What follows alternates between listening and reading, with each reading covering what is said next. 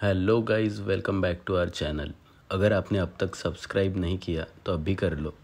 हाँ, और अगर आप चाहते हैं कि आप कोई स्टोरी मिस ना करें तो बेल आइकन पे क्लिक कीजिए।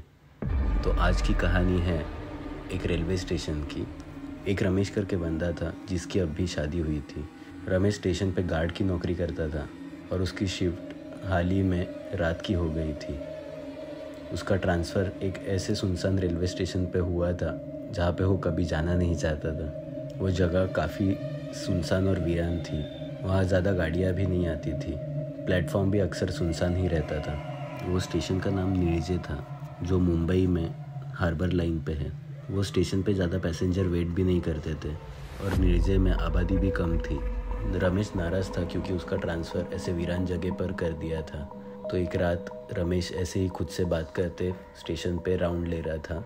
क्या मुसीबत है, अच्छी खासी घर के पास नौकरी थी, बेकार ही ऐसे वीरान और सुनसान जगह पे उसका ट्रांसफ़र हो गया। 1 महीना देखता हूँ, फिर बात कर लूँगा ट्रांसफ़र की। उसका ऐसी जगह पे नौकरी करने का बिल्कुल मन नहीं था।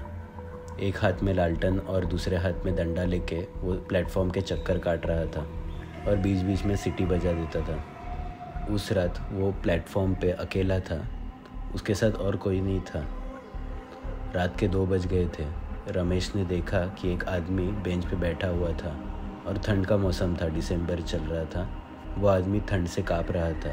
रमेश उसके सामने जाकर खड़ा हो गया और उससे पूछने लगा कि कौन हो भाई, कहाँ से आए हो, कहाँ पे रहते हो, यहाँ पे क्या काम है, अभी कोई गाड़ी नहीं आने वाली है। उसने देखा वो आदमी को ठंड लग रही थी। वह आदमी कुछ बोल नहीं रहा था। रमेश उससे सवाल पूछते रहा और वो आदमी ने किसी भी सवाल का जवाब नहीं दिया। अरे कुछ तो बोलो भाई, कौन हो तुम? आदमी बस ठंड से काँप रहा था। तो रमेश ने जाके अपने बैग से एक शॉल निकाला और उसे दिया। आदमी जैसे ही रमेश की तरफ बढ़ गया शॉल लेने, रमेश डर गया। उस आदमी का चेहरा गायब था। रमेश वहाँ से भागकर वेटिंग रूम में आ गया। उसने जो देखा था उसे उसके आंखों पे यकीन नहीं हो रहा था। रमेश जाके वेटिंग रूम में बैठ गया था। रमेश थोड़ी देर बाद वो आदमी को देखने गया तो वहाँ पे कोई भी नहीं था, बस शॉल उसका नीचे की ज़मीन पे गिरा हुआ था। उसने वो शॉल उठाया और सुबह ड्यूटी ख़त्म होने के बाद घर लौट गया। उसे लगा सपना देखा रहेगा, तो वो सपने को भूलना चाहता था। रमेश ने दिन भर नींद ली। रमेश को लग रहा था ऐसे वीरान जगह पे उसका ट्रांसफ़र हुआ है, इसके लिए उसने मानसिक संतुलन खो दिया है। रमेश को लगा शायद उसे नींद आ रही थी और उसने नींद में ये सपना देखा।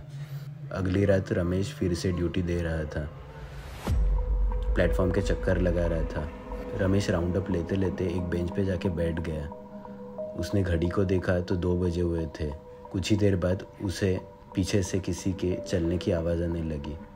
उसने लालटेन से पीछे मुड़ के देखा तो वहाँ पे कोई भी नहीं था। रमेश को लगा कि उसे नींद आ रही है। उसने चारों तरफ देखा और आंखें बंद कर ली। फिर वहीं पे आँख बंद किए किए वो सो गया। तभी एक हाथ उसके कंधे पे आया और उसे जगाने लगा। पहले तो उसने ध्यान नहीं दिया, लेकिन फिर उसे ऐसा लगा कि कोई तो पूछताछ करने के लिए उसके पास आया है। रमेश को फिर से कंधे पे हाथ लगाया तो उसने आंखें खोल के देखा।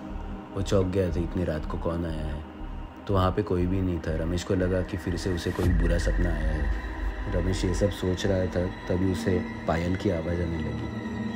उसने चारों तरफ देखा तो उसे प्लेटफॉर्म के दूसरी तरफ एक लड़की जाती हुई दिखी।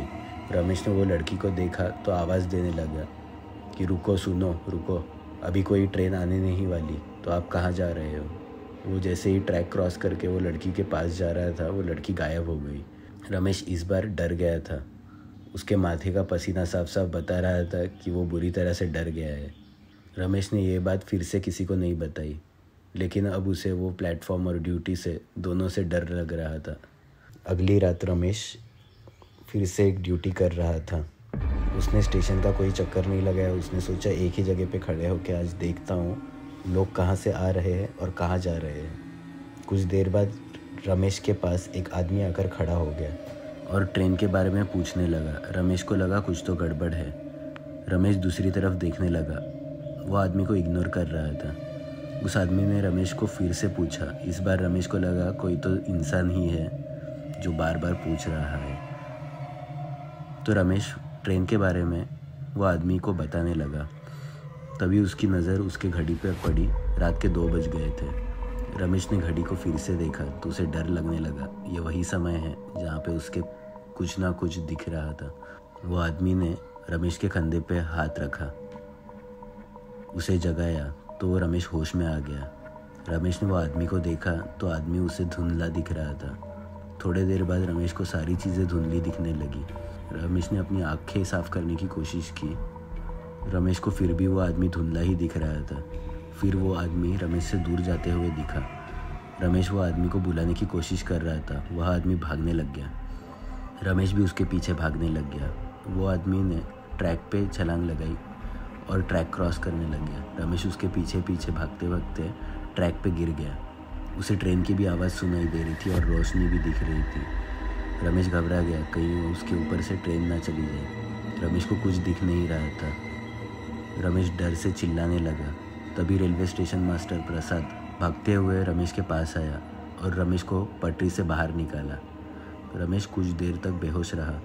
प्रसाद ने रमेश के ऊपर पानी छिड़का। रमेश होश में आ रहा था। तो स्टेशन मास्टर ने पूछा, भाई तुम्हारी तबीयत ठीक नहीं है तो आज काम पे क्यों है? रमेश ने प्रसाद को सारी चीज़ें बता दी कि उसने ये चीज़ें देखी। प्रसाद ने पहले तो डांटा उसे कि पटरी के इतने पास क्यों गया। प्रसाद तुरंत ही समझ गया। प्रसाद ने रमेश से कहा, इस इलाके में काफ़ी ऐसी चीज़ें होती रहती है। वो सब रूप और शरीर बदल कर आते हैं, आपसे बात करते हैं, उसके बाद आपको नुकसान पहुंचाने की भी कोशिश करते हैं। रमेश वो सब सुन के डर गया। रमेश ने नौकरी छोड़ने का डिसीजन ले लिया।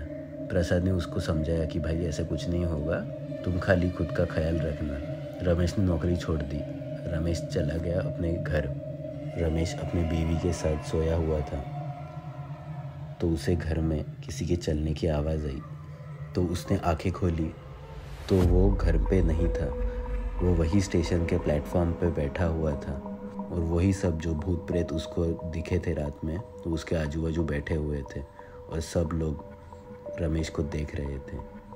आपको ये कहानी अच्छी लगी रहेगी तो प्लीज़ लाइक, शेयर और सब्सक्राइब करना मत भूलना। Thank you.